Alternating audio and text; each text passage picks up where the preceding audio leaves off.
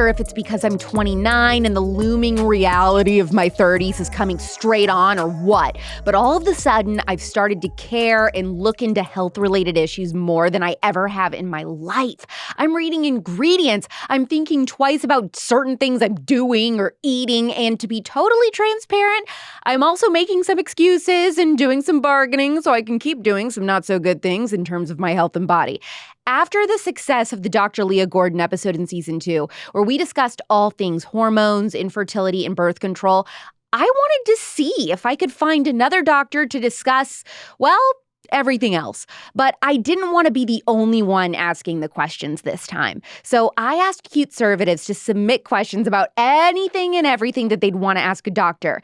Yes, there are some additional birth control and period questions in this episode, but there are also great questions about detoxing, diet, exercise, nutrition, and certain prescription drugs like Adderall. Almost everyone I know takes it casually. But is it just legal meth? Also, how corrupt is the healthcare industry really? Answering listener-submitted questions today is, and this is in her own words, previously board-certified internal medicine hospitalist turned certified Gerson practitioner and functional medicine leader, Dr. Jess Peatross on The Spillover. Okay, Dr. Jess, the doctor is in. When you talk about wanting people to become their own doctor, what do you mean by that, or their own best doctor? Oh, yeah, that's a great question. So I really feel like the doctor of the future is going to be getting patients off of medicine and not putting them on. And I also feel like the doctor of the future is going to be listening to their patients as much as they are peer-reviewed studies. And so I feel like really the doctor of the future is going to be us and the people, because you know your body better than any other professional out there. People come to me all the time and say my labs are normal. I don't feel normal. That is common. And then in those people, they're never wrong. Their body is never wrong. Our labs aren't sensitive enough. And so I truly feel that people can get educated. They can do their own research. They can understand their bodies. You don't need credentials behind your name to understand how your body works and what it needs. Now, you started as a board-certified internal medicine hospitalist. Is that right? Correct. And so that's someone who works with allopathic medicine. And then you became a functional MD. So what do both of those titles mean, and what are the differences between those two? Because I don't even know what any of that means. So conventional medicine, I trained and became a regular medical doctor. I went through 4 years of medical school, 3 years of residency in internal medicine. I took my 8-9 hour board exam and passed, and they called me board certified. After that, I went to work in a hospital where the emergency department would call me for all admissions except for surgery. So I had to know something about everything. That system's kind of started to crack for me when I really started to see problems with discharging patients on 30 different medications. And I decided I wanted to have better answers for people. And that led me down the course of functional medicine, which my definition is getting to the root cause, asking why until you can't ask why anymore. Why do you have high blood pressure? Why are you diabetic? Why do you have this autoimmune condition? And not just giving someone a lifetime supplement, herbal, antibiotic, medicine, whatever it is, until we've changed their lifestyle and gotten to the root cause of why they may be chronically ill, because a lot of it is preventable. What would you say your areas of expertise are? I kept asking why until I couldn't ask why anymore. And what that led me to were environmental toxicities, things like industrial man-made toxins, plastics, pesticides, petroleum, things like that. And then the pathogens that are attracted to said toxicities. Bacteria are the great decomposers of organic waste. And, mold eats bacteria. It's all an ecosystem. So Lyme disease, mold, parasites, environmental toxicities. And now, if you're going to do all that, you have to dabble in trauma because it's a root cause too. And so I consider all of that my specialty, actually. So were you obsessed with that Chernobyl documentary? Smidge. Yeah, man. Because that's what I hear. You're like, I'm into all these chemicals or whatever. Okay, so You spent over 5 years treating patients in a standard hospital setting. Is that correct? Actually, over six, Oh, 6 years. wow. Yeah. Yep. Okay, and so during that time, you started really seeing that the methods that hospitals use for commonly treating patients wasn't actually working for the patients. And so what did that look like? What sort of patient were you treating and what wasn't working for them?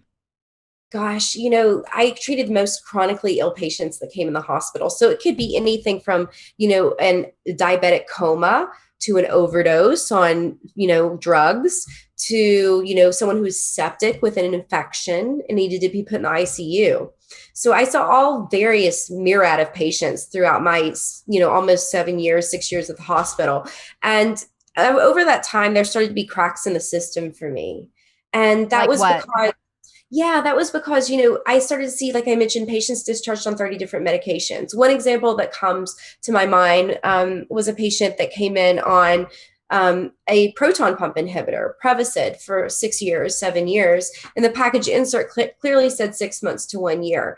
The patient should be on that. And so I started asking questions, why aren't we talking to this patient about lifestyle or diet? And I wrote in the chart that they had been on that medication that long, which prompted their outpatient primary care doctor to call my team and complain about me. And so I was labeled a disruptive physician for some of those reasons. I What would is go to that? the That sounds really scary. Is that something that goes on like a permanent doctor record? She's disruptive. What is that? Like won't go with the narrative? yeah, you're kind of, I would say, blacklisted by your peers in the hospital. They thought I was crazy. I was down in the hospital or cafeteria every day complaining about why are you feeding pesticide ridden food and this processed dairy and processed sugar to these cancer patients. And they would say things like, we know the hospital system is messed up and we have Pepsi and Coke contracts in the hospital. We know it's a business. We know, but we're mandated to follow the food pyramid. Now And that you so, bring that up, I feel like every hospital I've been in has a McDonald's. yeah, the Children's Hospital in Louisville, where I trained for years, had a McDonald's. That's what I was thinking of. I'm from Southern Indiana, so I grew up going Girl, I to see you. Kosare. Yeah, I see you. I went to residency and med school at University of Louisville. Oh my So gosh, I had no idea. That's crazy. Okay, so then was all of this kind of what ended up leading to you wanting to do a total 180 in your career? yeah, I'll be honest with you. I started just kind of reading things outside of my normal belief system. I started just reading alternative things because I wasn't happy with the answers I was getting for people and the frequent flyers I kept seeing being admitted in the hospital without root cause answers. So yeah, it was a big journey for me, actually. Yeah. Do you ever get called anti-medicine, anti-doctor, anti-vaccine? And then if so, how do you respond to people who want to give you one of those labels? Labels are a problem. And yeah, absolutely. I've been called many of those terms, probably more than once. And it's okay. You have to kind of thick skin because the world right now is really tough. People are really polarized and divided. And when that happens, I say, I may have a bias or a certain belief towards one way and think there might be better ways to do things. But for example, conventional medicine versus integrative functional root cause medicine, they're apples and oranges. If I broke my leg, I would still go to the emergency department. If I turned up septic and needed fluids and antibiotics, I would still go to the emergency department. Thank goodness for that. But to prevent a lot of other things, I'd rather start before that and catch people before they're that sick. And that's root cause medicine. That's the difference in the terms. So when people call me anti-medicine, that's my answer for them. It's two different things used for two different purposes. And if they're going to call me anti-vax, I say things like, no blanket medicine is good for everyone. Everyone is unique and bio-individual and needs to be evaluated on that basis. That's a really good answer, actually. What do you think healthcare professionals, meaning doctors, nurses, pharmacists even, are most afraid to speak out against these days? The ones still left in the system, I think, are really afraid to speak on the COVID narrative and what they see. I also think that we've seen so many things happen. If you're a hospital physician or nurse, we've seen so many things happen over the years, like patients get transferred to a secondary hospital because their insurance doesn't cover certain things. And we've all become a little thick-skinned to things that aren't quite as empathetic as they should be in medicine. And I think they're scared to speak out about vaccine reactions, about the COVID narrative, about maybe there's a better way to do certain things. And I think the ones that are seeing the truth, it's really hard for them to stand in integrity and stay in a job they maybe don't always agree with or are aligned with. Yeah. Did you treat patients during the last 2 years of COVID? Yes, I wasn't in the hospital, and I was in the outpatient setting, working at a clinic. And I actually did see quite a few vaccine reactions in long haulers as well over the last 2 years.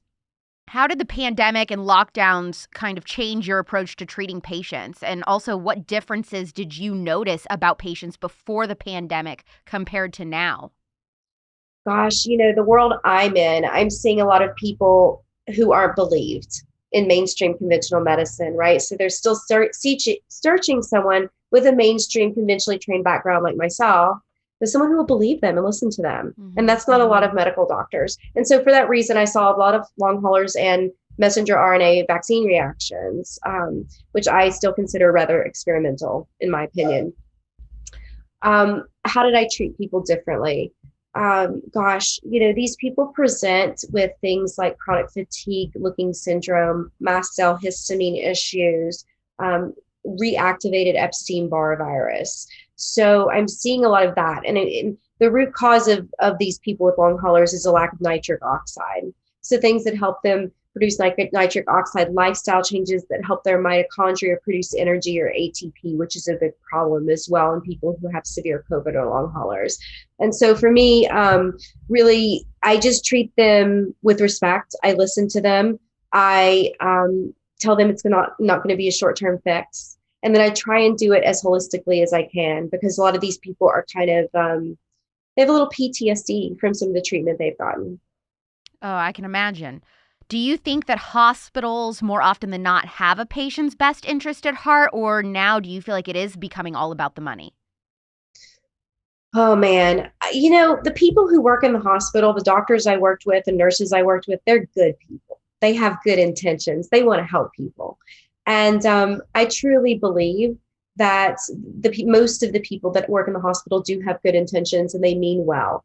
Now, the hospital bureaucrats, the suits, the people who aren't one-on-one with the patients, I think they are looking more at numbers. Yeah, And I think that's fair.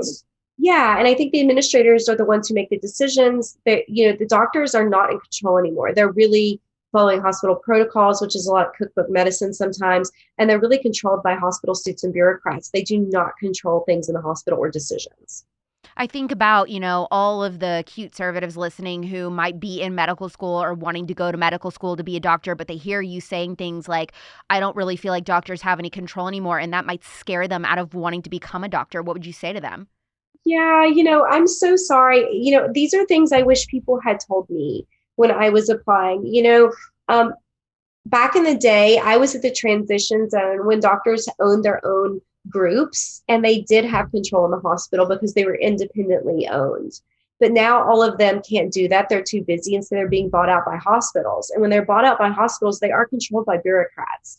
Really the way to stand on your own is to own your own clinic and do outpatient work. But honestly, I definitely, the boards still are very controlled by certain narratives. And I think that things are changing quickly with what happened with COVID. And so I would encourage people to really do your research. I'm not saying it's not for you, but you really have to understand that they are going to control your thinking for 4 years. What are some major diseases that would blow people's minds that you've come across and actually been able to help without pharmaceutical drugs? Absolutely. Hashimoto's thyroiditis, or Hashimoto's hypothyroidism, is one of them. Lupus as well. So I've reversed an ANA before in lupus, or anti-nuclear antibody, that you often find positive in an autoimmune disease like lupus.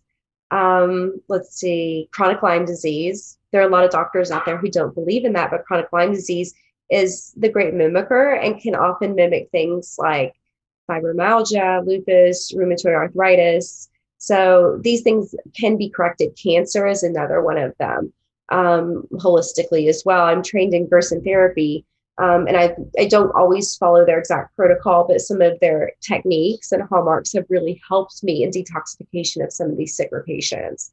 Um, let's see, mold illness is a root cause that can look a lot like it can be a root cause for sarcoidosis, lupus as well, and some other of the autoimmune conditions. So there are some things that if you know what root causes are, and you know what causes some things that can trigger autoimmunity, parasites, mold, Lyme disease, then you can often help people go into remission or truly heal what ails them by asking the right questions and knowing what the root cause is. Well, I asked Dr. Jess Peatross, if you could ask a doctor anything, what would you want to ask? And so for the rest of our time together, I'm going to just rapid fire through a bunch of random topics and questions that were sent in by listeners. And look, there's no filter. Some of this stuff made me laugh out loud. Some of it's really deep and philosophical, and some of it is literally like, what would you say about my mold? No, I'm just kidding. But I mean, kind of. I can't wait. Okay. Okay. Awesome. So the first one, and a lot of people ask this, and I know that listening to you just talk even in these first few minutes, they're like, oh my gosh, I wish so badly that wherever I live, I could have a doctor like Dr. Jess who would believe me, what you talked about, like feeling believed. How can people find a good doctor? How can they test them out or find someone that is going to believe them and not just abide by some, bureaucratic narrative? Gosh, there's not a simple, question or answer and solution to this for people. There are a few directories that are really helpful, like the Institute of Functional Medicine, which I trained in as well. So they do have some really great practitioners there. But again, not every practitioner is created equal. Not every practitioner is for you if you're out there listening. And so the best thing I can say to you is look at some of the, FDN, Institute of Functional Medicine, a lot of those websites for integrative functional doctors. You can even Google in your area to find out. And, when you're on that, 15-minute initial consult, maybe to check out to see if this doc is made for you, really do an internal gut check and see if this person makes you feel good. If you got off that call feeling like you had hope, that is important for a practitioner. So just because they're integrative or functional or maybe a naturopathic doctor or whatnot, they're great too. Just because you may have somebody like that, they still may not make you feel great and they may not have the answers for you. So the most important thing for you guys out there to do is know yourself and know what you're looking for. All right, so let's talk periods. Sure. These are some questions about menstrual cycle. Okay, so this person wants to know, why is PMS actually not normal, and what is normal for women in the days leading up to their periods?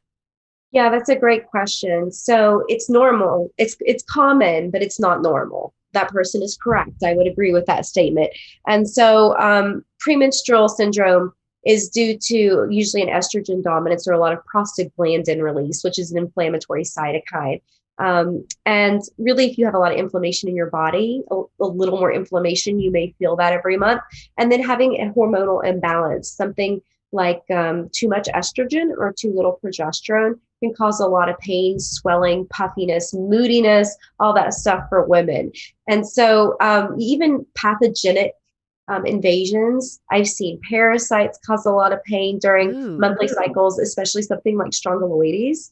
Really bad PMS for women. I've seen living in a water damaged home where there's endotoxic bacteria growing or mold growing could cause an estrogen dominance. In fact, one strain of mold called zearalenone, it's a mycotoxin produced by the mold Fusarium, is a known estrogen mimicker and causes absolute estrogen dominance. Another one is something like Lyme disease, small intestinal bacterial overgrowth. Some of these pathogens can really drive hormones out of whack as well. And so hormones aren't root cause. They're sort of the body's way of signaling there's something else that's off. They're chemical communicators that say something deeper is off. How do you stop severe menstrual cramping? So you kind of have to know the root cause of it, like the previous person asked. But let's just pretend it's something like an estrogen dominance or too little progesterone, because the body works in checks and balances. So it wants things even. So either one of those being off can cause similar symptoms. So, ask your doc, but something like chasteberry tree, Vitex, dong quai, sweet yam, all of these things help us to naturally produce progesterone and to lower estrogen. There are other things like Cypress rotundus, which is an herb that is a natural estrogen blocker. So sometimes estrogens can be high because we have a lot of chemicals out there that mimic estrogen, pesticides, flame retardants, parabens. These are found in the household, cleaners and makeup and everything. So if you have those in your body, you're probably going to have painful periods. So look into some natural herbs that can fix them like that if you have the right recipe. What could be the cause of recurring yeast infections after your period? Oh, okay. So yours is definitely hormonal related, and you probably have some overgrowth of candida. That's one way we know, is because women keep getting recurrent vaginal candidal infections. And especially if you've had it tested and it's grown something like Candida albicans, which is yeast. Really annoying to have that every month. So a parasite cleanse really can be helpful. A candida cleanse can be helpful. Things like borax. They even make vitamin C suppositories. They make ozonated oil suppositories. They're wonderful for things like this, that actually go right in the problem of concern. You also probably want to talk to your doctor and make sure you're not living in a water damaged house, because mold is the big gun and yeast is kind of like its dirty little cousin, but they hang out like frenemies. So if you have one, sometimes you have the other. That is hilarious. I love that. Okay. This is so funny. When I read this, I did. This is one of those questions that I laughed out loud. She says, "What in the damn hell actually counts as the first or last day of my cycle?" Oh, what in the damn hell? She sounds Southern. I like it. Oh yeah. Yeah, for sure. So the first day of your cycle is the first day you start bleeding. And is that any, because, okay, and I know that my male producers are going to be, they're going to be freaking out me saying this, but like, does that mean the first day of your cycle, even like a little bit of that like brown, crusty blood, like not your full blown period? It could just be the little bit of like browner discharge? Yeah, absolutely. And that can even get, lighter and lighter as you get older. That's a pretty normal progression. Okay, yeah, so that would be the first start. They're like, oh yeah, they are. They're going, my ears are bleeding.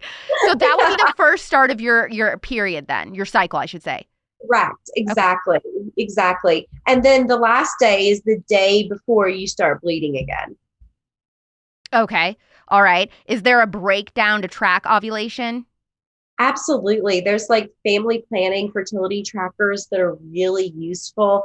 Some of the ways people even use fertility trackers to not get pregnant too. So they're actually pretty accurate because your body temperature spikes right at ovulation. So that's how we know when women are fertile.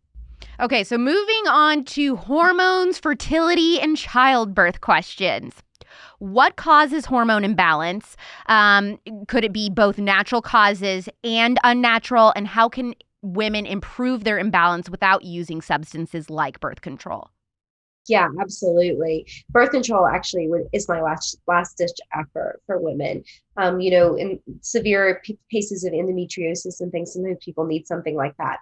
But the cause of hormonal imbalance, as I mentioned before, can be things like xenobiotics, xenoestrogens. These are things that bind to estrogen receptors in the body, and they fool our body. They mimic estrogen, and they can be found in makeup products, household cleaners, laundry detergents, dry cleaning products, pesticides. I mean, they're all over, unfortunately. They're pretty unavoidable. They're even found in foods.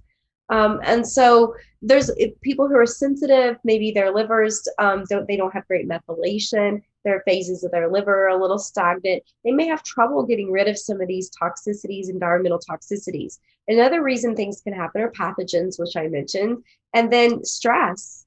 Childhood trauma, continued stress can really drive cortisol up, which is definitely connected to our sex hormones and made in the same pathway. So, even mitochondrial damage, which is mitochondria makes ATP and energy. some of our sex hormones are made in the mitochondria of the adrenal glands. And so all of these things, multifactorial reasons that people can have hormonal imbalances, and birth control really, it doesn't fix it, it just band-aids it. Right. So, right, that's really what it does. And so if you really want to get to the root cause, I would look into getting a Dutch test, which is a urine and saliva test to look at your hormones. It indirectly looks at the thyroid, liver, and directly looks at the adrenals.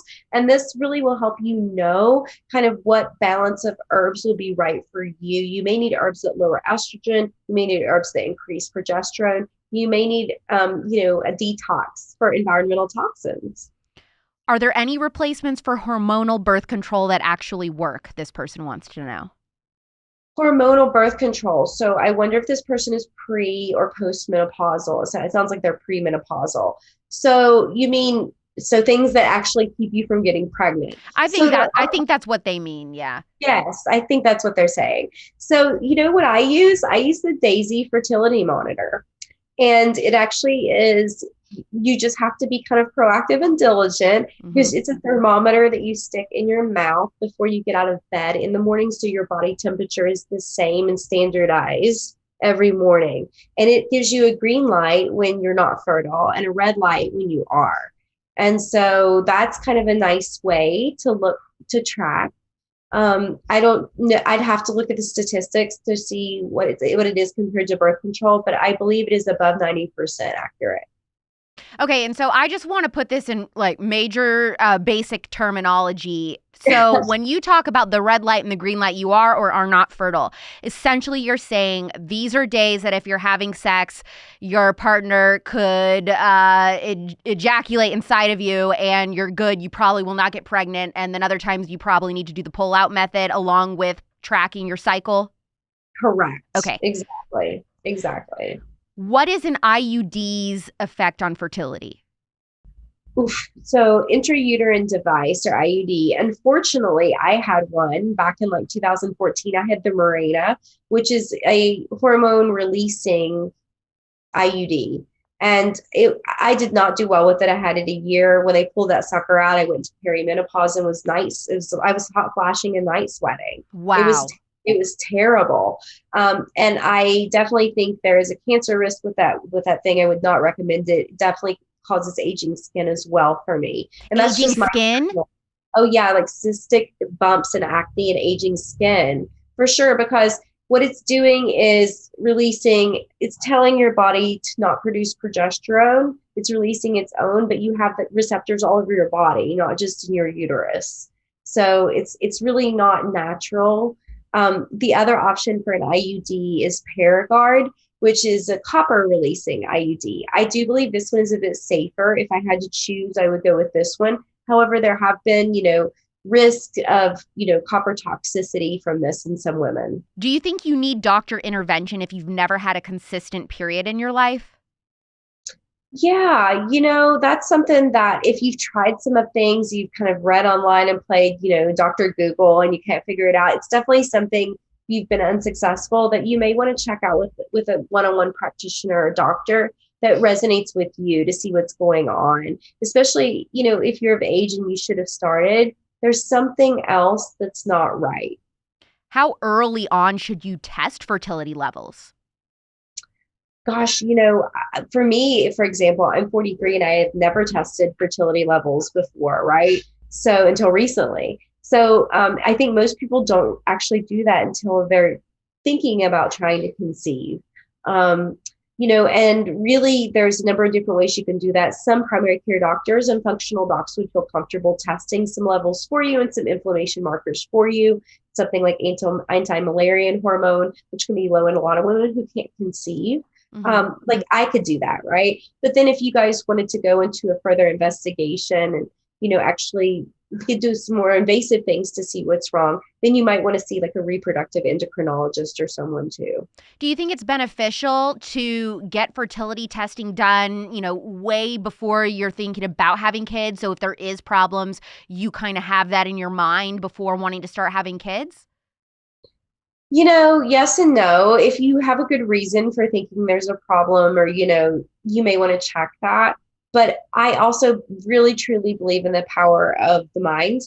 And if it's something that you're going to hold on to and worry about, that's not going to probably serve your best interest either way.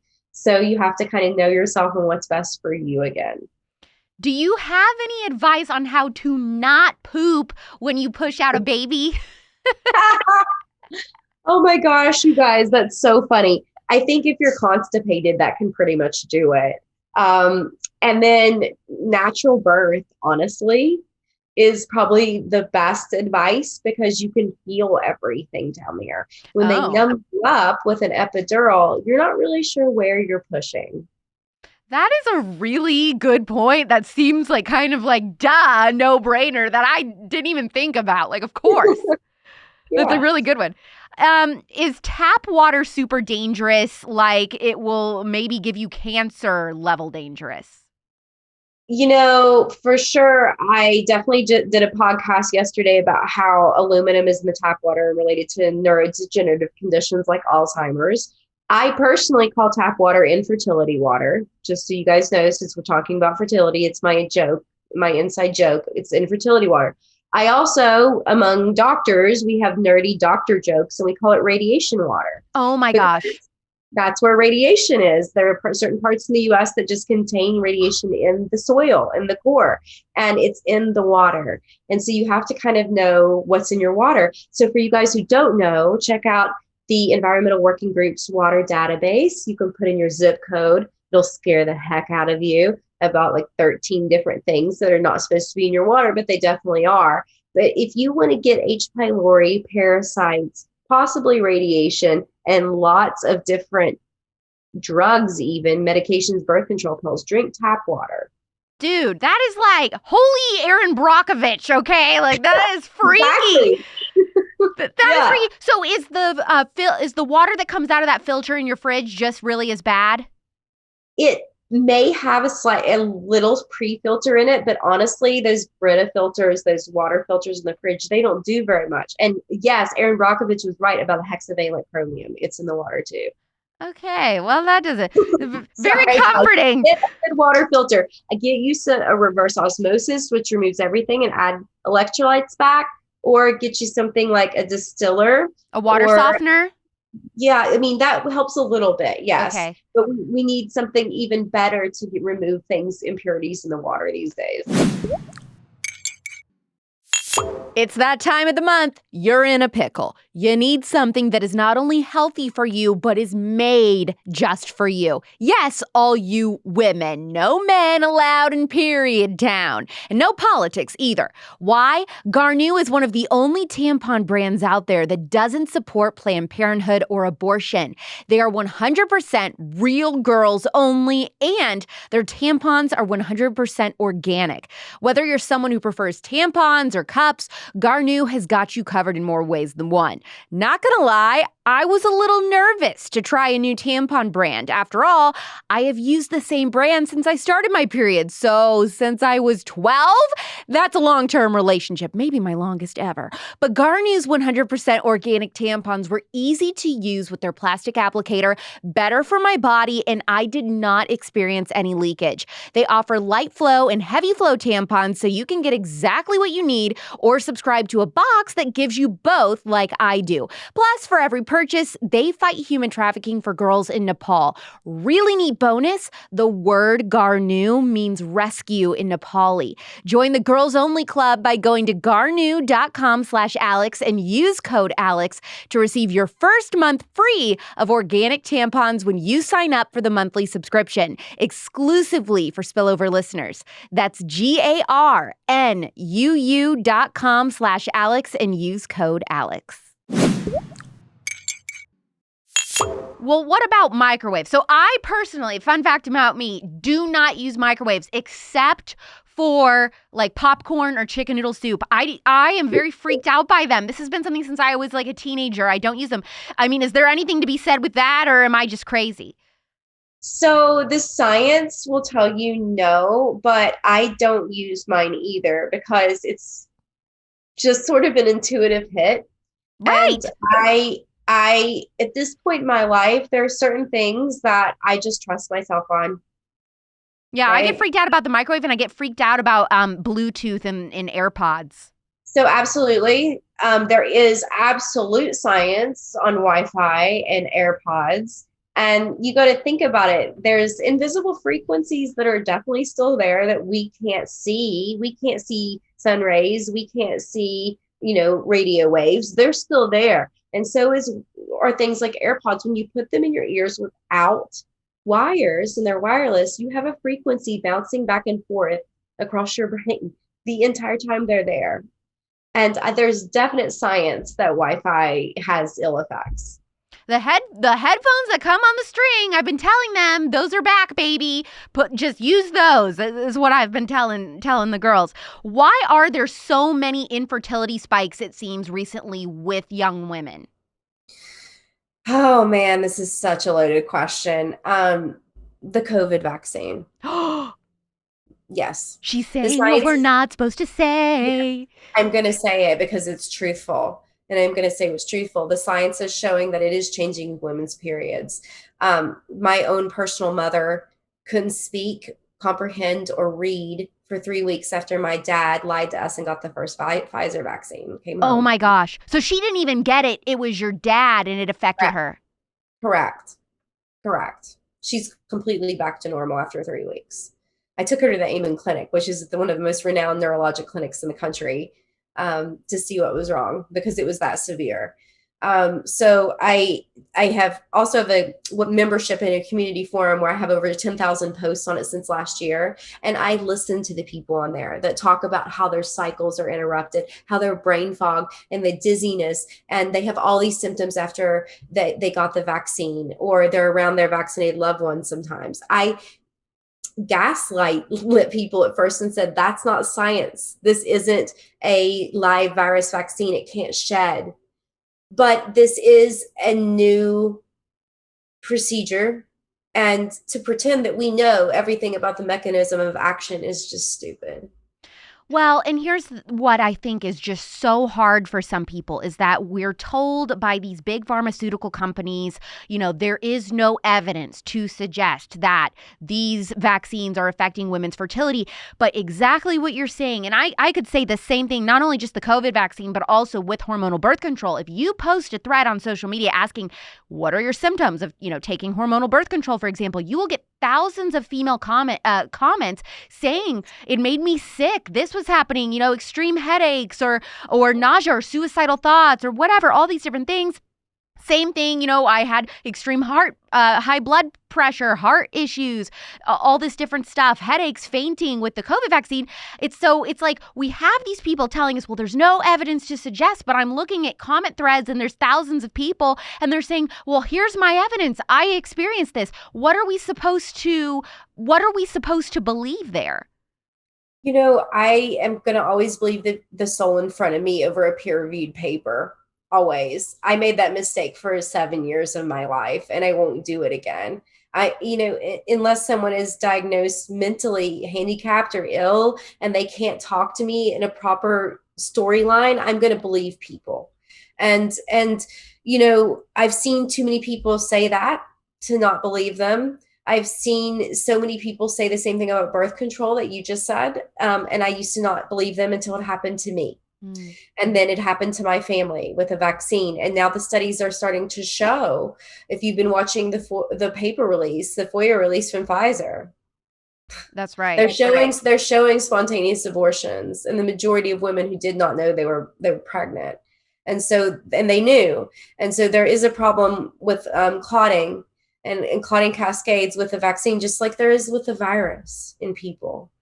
And so I'm seeing a lot of infertility issues because the spike protein in the studies is shown not to stay at the site of injection. It does go to things like the ovaries and the testes and the reproductive organs, where it continues to be a cause of inflammation in the body. And if you look at Dr. Ryan Cole's work, who's a pathologist, he looks at histologic slides of tissues all day long, and he has noted a greater increase in uterine cancer, 300% increase since the vaccine's rollout. And so what does this mean? We need further studies before we push it on everyone. Why are other people having infertility issues? Mitochondrial damage from toxicities. Our mitochondria have DNA too. However, they don't have the same repair mechanisms as our regular DNA. So once they're injured, they can't repair like our regular DNA. And then you have a lot of mitochondria and oocytes, the egg cells and the ovaries, a lot. What is So your advice for young women who are not in a stage of their life where they're ready for motherhood? Maybe they're not married yet, et cetera. They haven't found the right person, but they know definitely without a doubt that eventually they do want to become a mom. What is the best things what are the best things that we could be doing for our bodies to prepare them for motherhood eventually? I love that question. Honestly, like I could probably do a whole course on just that. Really detoxing, taking care and healing your any sort of childhood trauma that you've been avoiding, digging into that shadow side and really healing any sort of stuck in flight or fight or distracting yourself all the time, not to think about the trauma you may have sustained over your life, really balancing the body and the difference between rest and digest and flight or fight. Detoxing things like environmental toxins we've talked about, moving out of your water damaged home where you have an exposure that can damage your DNA, really looking at any sort of toxic relationships you have. All of these things are helping your body to prepare to feel safe for pregnancy, because there's so many people who can't get pregnant because they don't feel safe, and your body is not going to let you get pregnant if it doesn't feel safe already. And so that's a big one with people. You really want to get your diet right, cut out toxic, processed, standard American diet food, move your body, sweat every day, but not too much to where you're stressed out. You're doing high intensity exercises every day. You really want a balance in life of things. And that's really going to help you be happy and healthy, and it will help you prepare for a baby. This is like a complete side note, and you may have absolutely no idea, but just you talking about how living in a water-damaged home can just be so detrimental to your health. I wonder, about people, for example, that are living in homes that, went through Hurricane Katrina. There's studies. When I've done lectures, I found studies. They've looked at the indoor mold concentrations in people who lived in Louisiana, the New Orleans during that time. There's actually studies on it that show the higher mold concentrations in Texas last couple years with all the flooding down there. Houston. Same thing. Yep, same thing. Oh, that is so fascinating. Yeah, see, these are like side conversations that I could sit and listen to for 45 minutes, but I have to keep getting through their questions. Okay, this person wants to know, what is the best way to get your body off birth control?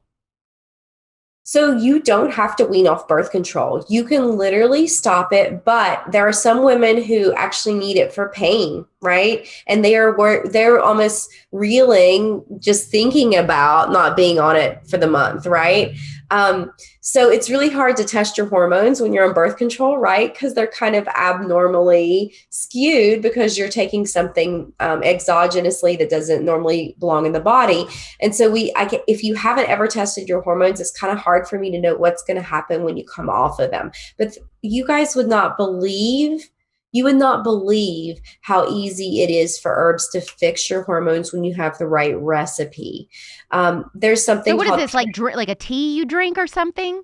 Yeah, there's for instance, there's something made by Vitanica called PMS Tonic that's amazing. There's a product called Estro made by Cellcore Biosciences for an estrogen dominance. Now, can you mix this into your Dr. Pepper, Dr. Jess? That's what I would like to know. Well, I'm going to say no high fructose corn syrup with that Dr. Pepper.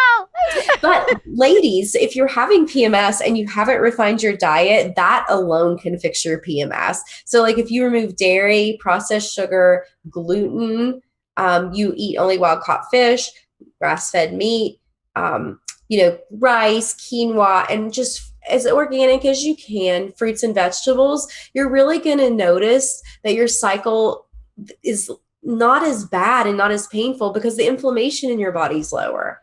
Well, if we took all that out of my diet, I would have nothing to eat. I always tell people I am the fattest skinny person you'll ever meet, and my insides are probably rotten tar because I have the worst diet. I am very thin. Naturally, I've been basically the same size my entire life. So I thank God for that. I just got really lucky in that department, but I have the worst diet. So that's a whole nother thing. I really should have a nutritionist on sometime to just go through what I eat. Oh my gosh. You could have fooled me, though. That's amazing. It's pretty wild. Okay, so I don't even know what this is, but somebody wants to know at what point should I see an endocrinologist? What is an endocrinologist? You said that correctly. Good job. So, an endocrinologist is basically a doctor that looks at the glands in our body, and they look at a lot of basically autoimmune conditions. So, diabetes, anything with the thyroid, Hashimoto's, Graves' disease. So, they basically look at a lot of autoimmune conditions. I'm assuming this person has a regular doctor that would refer them to an endocrinologist. So if you feel like your regular doctor or practitioner, whoever you're seeing, is not doing the tests you need or answering your questions properly, it's definitely time to find someone else. And I would encourage you, this is a hard find, and maybe you need to see someone virtually, but a functional endocrinologist. Is that safe to do these virtual doctors things? It kind of skeeves me out. You can with something like this. It's really great to get a second opinion from someone like that because they can help you with lifestyle changes, and that makes a big difference with autoimmune conditions. All right, last question in the fertility, hormones, childbirth section. Why is one side of my body hairier than the other? Oh my goodness. That's so funny. Usually what comes to mind with this, I have to say, I do not know on this one, but I will tell you what my intuitive hit is on this really quickly. Tell us. Is that for some reason you're having circulation problems, and on one side of the body, you may be getting a little bit better blood supply or lymph movement on that side. You have lymph ducts that drain, and they are in indirect communication with the blood supply as well. But you have each one duct drains the head and one duct drains the body from the lymph. And so if you're kind of stagnant in one of those pathways, you may actually see a little more swelling, a little more hair growth, a little more circulation or whatnot on one side. That's very interesting. Okay, prescription drugs and psychiatric care. One of your articles stated that close to 10% of the U.S. adult population takes powerful prescription drugs that treat mood disorders. In your experience, what are these powerful drugs actually doing to people? For instance, well, I can tell you the obvious one right off the top of my bat are benzodiazepines, lovingly known as benzos, are things like Klonopin, Xanax. Most people have heard of these drugs, and they're really dangerous. If they have a very strong addictive quality because they work so well and so quickly, and then if one tries to come off of them too quickly, they can have seizures. And so that can be kind of scary. And those are pretty readily prescribed for a lot of people who have anxiety or can't sleep sometimes. The other drugs, things like Ambien, right? Okay, so what are you going to say about Ambien? So I'll give a little bit of my own personal medical, history or stuff on here. I have been taking Ambien every single night for probably 3 to 4 years.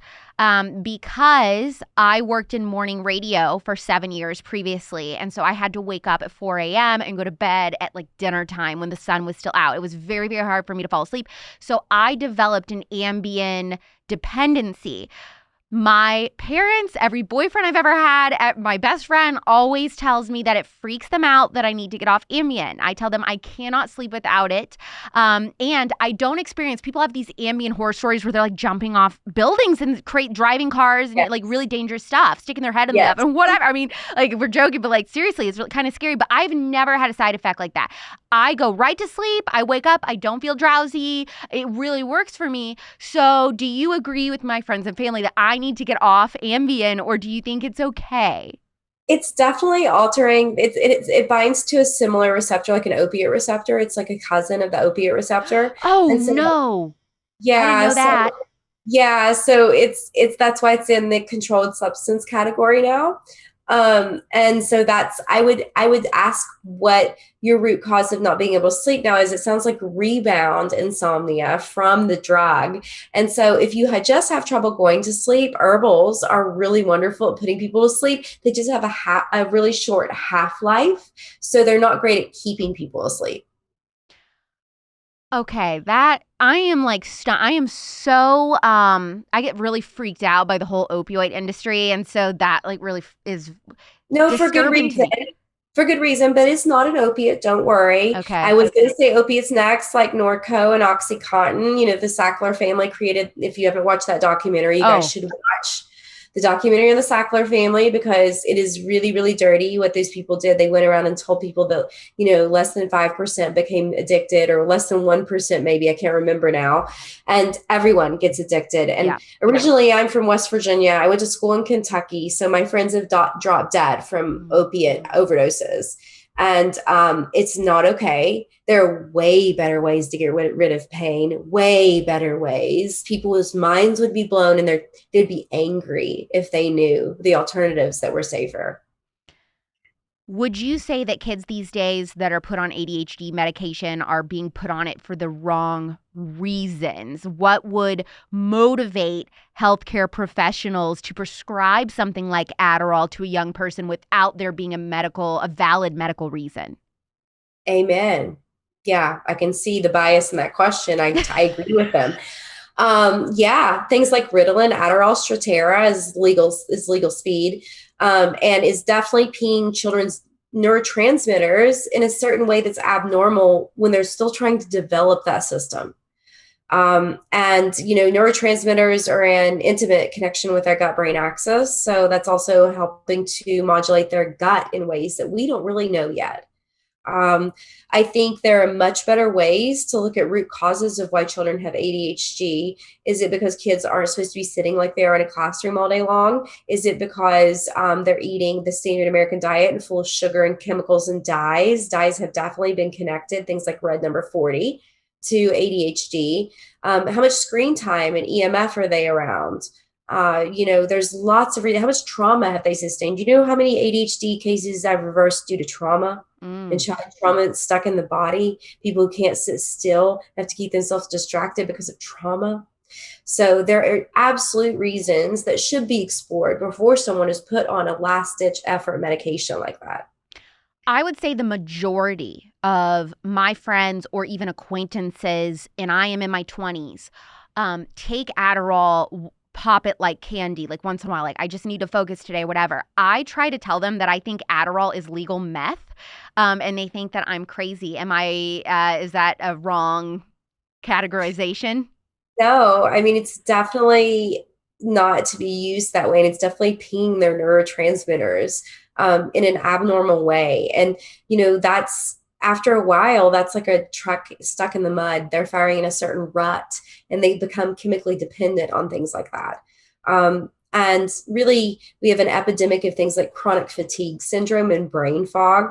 And the root cause reasons for why people are experiencing that need to be investigated, not band-aided. Mm-hmm. What medication do you think is the biggest threat to American kids right now? Huh. Man, that's hard. There's so many. I think a lot of the ADHD medications are a problem. I think putting kids on any chemical dependent medication for mental illness when they're below a preteen is not okay. It should be a last ditch effort. What if like Um, a child, I mean, really like under 10 is experiencing suicidal thoughts or ideations? I think that it's sort of abnormal for a child to feel that way. I will never believe it's just in their genes when something like Yeah. that happens. Um, if Trauma. you, if our beloved pet ran under the bed and started snapping at us out of the blue, we wouldn't say, "Oh, put them on a drug." We would say they have an infection. What's wrong? And take them to get treated and evaluated for that. We need to treat people who change overnight or are too young for it to be normal, or is that ever normal, actually? That needs to be evaluated in a different fashion, in my opinion. I'm not saying that it shouldn't happen ever, but the whole process of evaluation and the intake is too fast in conventional medicine. You're spending like 8 minutes with a patient. It should be an hour and a half. Hmm. That's the problem. Wow. We got rid of psychiatric care facilities, but now we have a mental health crisis. Do you think that we should bring back those institutions? If Mental health in this country, in my opinion, is abysmal. If we brought it back with a whole new revolutionized system to treat people with community and herbs and diet and lifestyle, I think we would see a whole new world. But see, I feel like it's weird because you have industries or institutions, I should say, like Big Pharma, who wants to prescribe away all these things. Then you have, institutions like Big Food, who I feel like have an agenda and want to keep us kind of fat and unhealthy. What do you think about those and how they kind of contradict each other? Yeah, well, you have the same people that are making the food, making the medications now. And so, you know, Monsanto was bought by Bayer. So Bayer Pharmacy is now making pesticides. Pesticides are being tested for on functional tests because we know they're endocrine disruptors and that cause neurodevelopmental issues and neurologic issues. It's like everything is a business. I don't know who the hell to trust. Yeah, I know, it's a shame. And so I think that you're going to see I'm hoping that you're going to see a lot of physicians and doctors start to kind of wake up and see the connections and where the problem lies, because it's unethical for people to be making things that cause us to be ill and then making drugs that band-aid things that keep us alive, but really feeble and sickly. Okay, so this is like I don't know what this is, like a miscellaneous section kind of. This person wants to know, how do you get a true evaluation of your health? Is it just through blood work? No, in my opinion. Now, you can tell a lot from blood work, and most physicians look at just the high, if it's abnormal, high or low. What blood work should be used for is to look at trends. And really, you should look at things if they're trending downward, upward, not just in the high or low range, even if it's in the normal range. So you can tell a lot from blood work, but blood work that is going to elicit some solutions for people sometimes can get pretty expensive. I also really like urine test kits. Can tell us a lot about some of the functional labs we do are urine test kits, and stool kits as well can tell us a lot about the gut. Okay. So yeah, there's a lot of ways. Hair tests can tell us about heavy metals. How do you take down a fever naturally? So that's a great question. So this is going to sound really woo-woo, but you can put wet socks on the feet, cover them up with regular socks, and that'll draw the fever down. A lot of pediatric naturopaths do that with children. It works pretty well. Okay, I was close because I thought you put a potato slice in your sock. That too, or onions. Really? Yes. You hear that, folks? I am not crazy. I said this and people are like, what are you talking about? I've never heard this. Old wives tell, but it's seriously, try it. I love it. I should be a doctor on the side. Okay, what is the kill, bind, sweat method, and who do you recommend should use this method and why? What the heck is that? It sounds like a weird serial killer. No, it sounds, oh, no. I always thought it sounded like a weird S&M thing. So yeah. I accidentally hashtagged this on Instagram and it kind of caught on like wildfire. And so I ended up trademarking it as my protocol because it helps so many different things. So really the kill part of it is taking an herbal antimicrobial, something like biocidin, or you can do oil of oregano, whatever you want, waiting about 20 minutes and taking a binder, a toxin binder of your choice. This is something like activated charcoal, zeolite, bentonite clay, fulvic or humic acid. It's something molecularly sticky that pulls things out that don't belong there. So we're killing things, then mopping them up and binding them up and then sweating them out. And so studies have shown that small studies have shown that some heavy metals can be excreted through sweat easier than feces or urine. And we know that flame retardants can be excreted that way as well. So if we believe that the accumulation of these toxins leads to disease, this is a nice way to work the natural drainage pathways in the body to release some of these toxicities. Okay, here are some questions about the medical industry. Is it necessary when your child is first born to have a pediatrician? Or can you just kind of go by mother's instinct? Basically, I think what they're asking is, is a pediatrician really just wanting you to come for all these recurring checkups because they want your baby on a vaccine schedule? Correct. What is a well check visit? How abnormal, how crazy is that oxymoron of a word? If well equals, because vaccines equal health. Okay. You got like 15. Now childs have 72 before the age of 18 is recommended by the CDC. That's crazy. Whoa. That's another threat against children, that drug right there. So yeah, I question that, right? I don't really think about it, guys. How did the human race make it before pediatricians? How Yep. do we make it before medical doctors in general, right? Like me. How do we make it? The human race has survived on mother's intuition for years. Obviously, I don't want to skirt anyone's, pediatrician. Maybe you have a wonderful one, and there are wonderful ones out there, but I want you to use your guidance about what you think is correct for your child. Do doctors get financial kickbacks from vaccines? Yes, I do. There has been, if there have been full certain number of practices vaccinated, then yes, there's like tax breaks and certain grants and things like that. Are doctors paid differently if they see unvaxxed kids?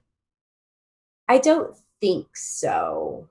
I don't know because I'm not a pediatrician who ever gave vaccines to children.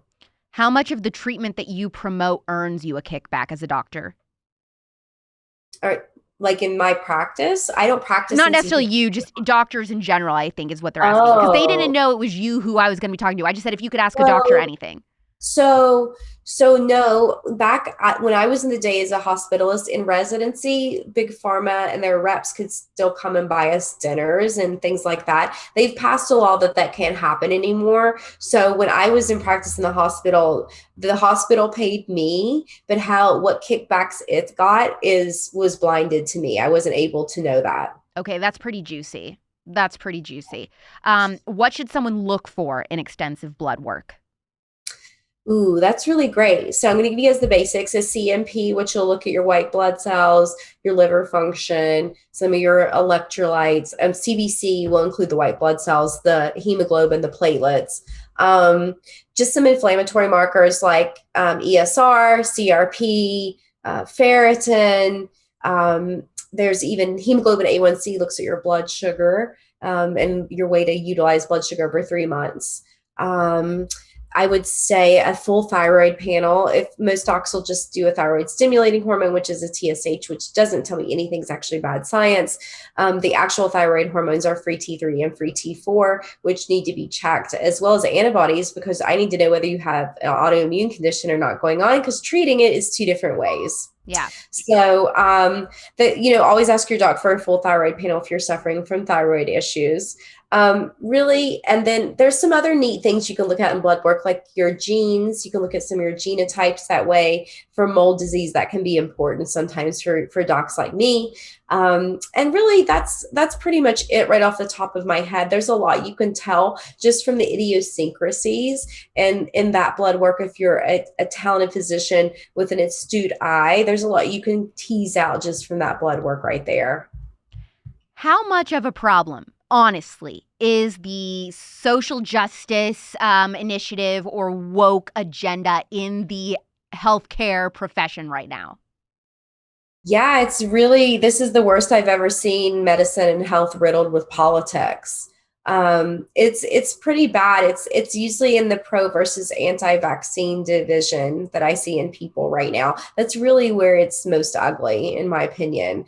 And there definitely is an agenda towards certain tendencies in healthcare now. And I think there's a lot of bullying going on now if you don't agree with the mainstream agenda. How important, Dr. Jess, and let's be honest here, how important is it that we go get a yearly checkup of any kind? Do we really have to do that? Well, if you guys don't know, you can really check your own labs through a website called Direct Labs. I have friends that do that all the time and then do their own research about how to read the labs. I wouldn't recommend that necessarily. If you're someone, it depends on how ill you are. If you're totally healthy like me, I'm 43, I'm not on any drugs. All my labs are totally normal. So I don't have a yearly checkup, right? Wow. That I know a lot. Um, if you guys are pretty sickly, you have some chronic illnesses, you may want to look at labs and have someone look over them every year with you. You may want a physical exam to see. And that's really up to you and your preferences. But for someone like me who's pretty healthy, who has good labs, I don't do that. Okay, so let's go into nutrition and exercise, two things that are very foreign to me. What type of exercise is actually best? Yeah, this is a great question. So I will tell you, a lot of the research is showing that high intensity interval training is not great every single day, especially Oh, for women. Um, Especially if you're someone that's on the go, go, go, and you don't know how to be a human being, you're constantly a human doing, then you're just continually pinging yourself during workouts too. So some balance would be probably pretty nice for you. Things that would probably make you cringe, like yoga yep. or things like that that are kind of calming. You need that in your workout if you're doing high intensity interval training, and vice versa. If you're always just doing slow parasympathetic breathing or yoga training, you might need some sprinting every now and then. And that's okay to keep the body on its toes. Muscular confusion really helps to make a body strong and also keeps us so we don't get tolerant of things. So I really like low impact secondary movement as well sometimes, and functional movement too. So whatever you're doing, whether it's weight training with heavy weights or light weights, you want to do things with intention, and you want to be sure to think about the muscle before you contract it. You'll get double out of your workouts that way. But I would say mix it up and keep yourself balanced. What really is the best detox? Oh gosh, it's such a vague question. I Cleanse, don't I know. should say. The best detox cleanse. Do they want actual supplements? I don't know. Are those good or are those the hype like overrated on supplements? No, no, no. I mean, I do a lot of detox through opening drainage pathways just through extracurricular things like, for the lymph, dry brushing, regrounding, lymph massages, lymph node drainage. For, this mitochondria, sweat pathway, infrared saunas, or Epsom salt baths, you know, enemas, colon hydrotherapy if people are constipated, not going 2 to 3 times per day. There's lots of ways to open drainage pathways and detox without supplements. My favorite supplements to do so are Cellcore Biosciences. Their phase 1 is helping to open all the drainage pathways, the liver, the bile, the bowels, all that lymph, all that stuff. And phase 2 is the actual parasite and mold detox. So they give people a month to prep their bodies, which is what I try and do anyway. Okay. And then, by the time you reach the second month, most people are ready to detox and they don't feel like they have the flu. So they still want to be friends with you. What supplements do you think are actually worth the money? Like when we're talking fish oil or vitamin C or collagens? Yeah, I think a really nice herbal tea is worth its weight in gold. I think that glutathione, if it's liposomal, is important. I think a really good killer, like, something like biocidin, something like Para 1, Para 2 by Cellcore Biosciences, Mimosa pudica, oil of oregano, cloves, wormwood. All of those are a great combination of those, and some of the products I just listed is really nice to have around too. And the product that I take every single day, and I think people should take every single day, is a binder, because it pulls out toxicities that don't belong in the body, which is why I think most people are sick. This person wants to know, how do I fix disordered eating / losing weight as an emotional eater? So there's probably some trauma behind your eating. So most of us put weight on because we're protecting ourselves. Mm. It could be, something that happened to us, an affront, a sexual molestation even could make us gain weight for protection. Even some trauma in childhood. Maybe your parents said stuff when you ate something that you've, not even realized. And usually there is even stress can make us overeat. We've all experienced that. Raise your hand, right? Right. So there's lots of different reasons that you could be overeating. It can even be boredom sometimes. But if you're having some emotional eating, some disordered eating, there's usually some reason that you're wanting to comfort yourself. And so that sort of needs to be teased out, because once you find the answer to that, you won't need to comfort yourself in ways that make you upset and make you shame yourself. why don't most doctors take is it the ketogenic diet seriously or the carnivore diet seriously? I think it's because they're so extreme, Mm-hmm. right? I think that most doctors are looking for something sustainable for their clients and patients, something that we know you can follow long term. And keto is great for someone with brain issues. I mean, I've seen it really stop epilepsy and some seizure activity in its tracks because it's so great for the brain, but it's a really hard diet to follow strictly. And carnivore is too. It's right. You really can't have a lot of starchy vegetables or, sweet anything. And, that's great for a cleanse for certain people. And, obviously if people are having food sensitivities or food allergies, cutting out whole food groups can really help them pause and their body to rebuild. But in general, those are going to be short-term diets because most people can't follow along hardcore. I think it was in the last year that was the first time I had ever heard that essentially the food pyramid that I grew up learning about in school was a huge scam. That was that was just a crazy thing to experience. I'm like, what? I mean, I just had no idea. So what should a balanced diet actually look like? Definitely not carbs is the bottom of the pyramid. Oh my gosh. So holy cow. I would say really for most people, you want it to look more paleo. Whatever that sort of shape would be. I would say, you want I don't think anything is wrong with wild caught fish or grass-fed meat. I'm a big proponent. I think amino acids are super important. And muscle is the organ of longevity. So I would say you want mostly vegetables, leafy green vegetables, carrots, root vegetables are super important, especially for getting rid of estrogen dominance. And so you really want lots of vegetables on your plate. You want some meat. And then you really want to cut down on a lot of starch. So I know that's everyone's favorite thing, but, less potatoes, less rice, less any sort of wheat products, and more meat and vegetables, seafood, things like that are really, really healthy. I actually follow more of a paleo diet personally. What sorts of vegetables do you think are the very best? I know you said root vegetables. Are there any others? No, I mean, cruciferous vegetables, super important. I eat a lot of broccoli, Brussels sprouts, things like that. Carrots, they help to sweep the GI tract clean and are really great for keeping us regular if you're constipated a lot. It can mean that you need extra fiber. I love, love, love any sort of green vegetable, honestly. I love peppers. You can get most of your vitamin C. It's even higher in a red pepper than an orange. Does it really matter if a vegetable is labeled organic? It does. Certain vegetables, you could look at the Dirty Dozen versus the Clean 15. But really it does matter. And they do use organic pesticides sometimes. So it's really the best to know your farmer, grow it yourself.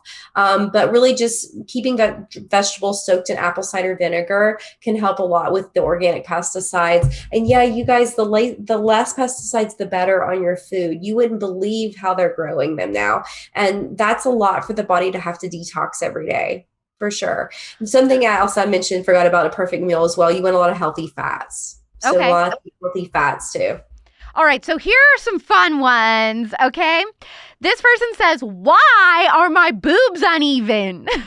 I mean, relatable, right? That's really common, actually. The body just isn't always symmetric in the way it forms. Right. Okay, this person says, I just want to clarify, I'm reading other people's questions, okay? This person says, I started getting BO so bad at age 22. Why? How do I fix it? I thought this was a teen thing. So your lymphatic system is stagnant.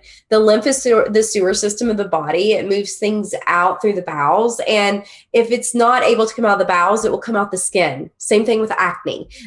So if you're having BO, one thing you can do is look into lymph massages and breath work. Ooh. The lymphatic system doesn't have a pump like the circulatory system does with the heart. It just has the diaphragm that helps it move. And how does the diaphragm move? It's a muscle that moves with breath.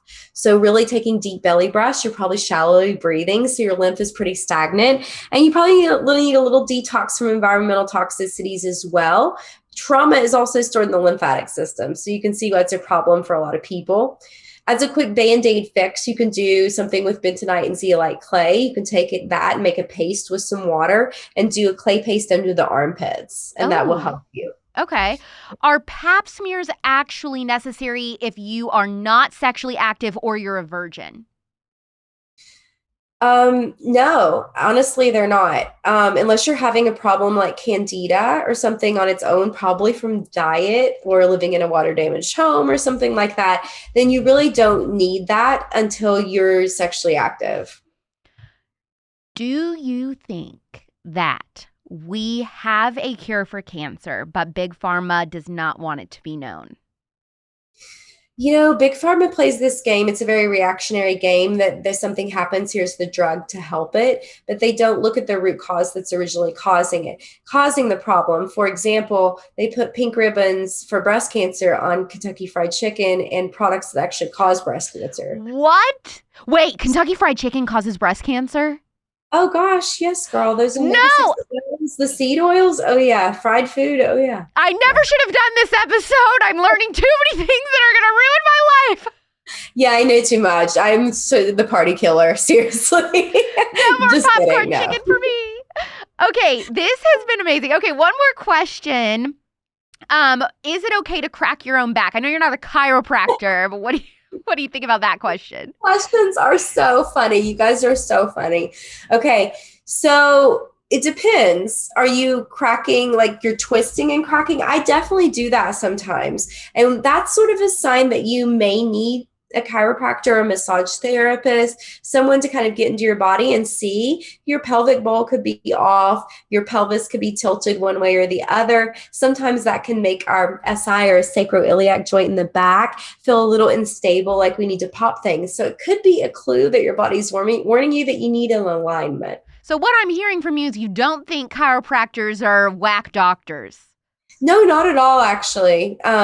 They've done a great service for me in the past. It's just, I don't like the wham, bam, crack and done type of chiropractors, the ones who crack the neck. I like the ones who are more functional and look at the body, not just the bones, but the fascia and the connective tissue too.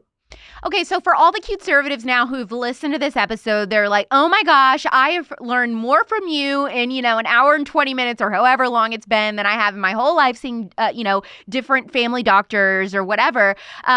If somebody wants to actually use you for your services, where do you practice or how can people, get in touch with you?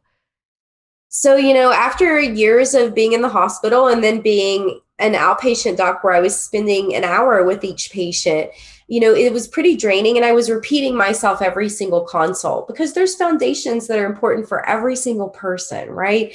I decided to launch a membership where I was able to broadcast what I was saying in consults to a broader audience and use my time more wisely. So that's when we launched Wellness Plus in December 2020. It's wonderful. We have professional courses. I do a webinar for 2 hours every 2 weeks. We have root cause quickies. We have a community forum like Facebook that's uncensored with over 10,000 posts on it since we launched. It keeps me super busy. And then we have a store with vetted products and some of the supplements that I mentioned, like Cellcore Biosciences, and hand-holding with people through those protocols. And so what is the website called? It's app.drjessmd.com. So app.drjessmd.com. And then my regular website is drjessmd.com. I have a lot of free FAQs and how to kill blind sweat on there. And what is your Instagram handle? Sure. So it's Dr. Jess MD. So Dr. Jess MD. And then Dr. Jess MD on TikTok too. I really feel empowered after doing this episode. I just want to tell you myself, just listening to some of this stuff, some of it's obviously hard for me to hear, but it does encourage me to be like, okay, I really do need to be in charge of my own health. And there's a lot of stuff that I need to be looking into, as a young female adult woman. woman, especially someone who wants to be a mother one day. And I do need to be better about getting my health in order. So, and I'll look into the Ambien stuff that you brought up. Yeah, for sure. I just want you to know, like, you can do whatever you want. We just have to find your right recipe and find where your roadblocks are to health. And really, you can, people can learn to do this just by listening to your body. You're lucky enough to look good and feel good while still like living that life, girl. So that's rare. Good for you. Well, people tell me it's going to catch up to me, so I'm just waiting on that shoe to drop. But thank you so much, Dr. Jess, for coming on the Spillover. I'm so grateful to be on. You guys are awesome. Thank you. Are we health freaks now? I'm definitely not. You think I'm voluntarily giving up my mini Dr. Peppers on ice with a straw over my dead body? I love my 23 flavored poison, but I did learn some new things from this episode, like how hospitals are businesses too, and that they have certain contracts with certain unhealthy brands so they can make money, not keep us healthy. And I was right about Adderall being sketch and not at all something we should be popping like candy. If you feel like you also learned something new today, show us by leaving a 5-star review. Next Thursday night at 9 p.m. Pacific and midnight Eastern, it will be another jaw-dropping personal story episode, and it won't be for little ears. Some of you might not even want to listen because of what it's about, but that would be a huge mistake because it involves God meeting and saving someone at their lowest of lows. And I mean lowest, as in doing and experiencing things for money that you and I couldn't even imagine. Watch every interview by subscribing to Poplitics on YouTube or The Spillover on Rumble. I'm Alex Clark, and this is The Spillover. Love you, mean it, bye.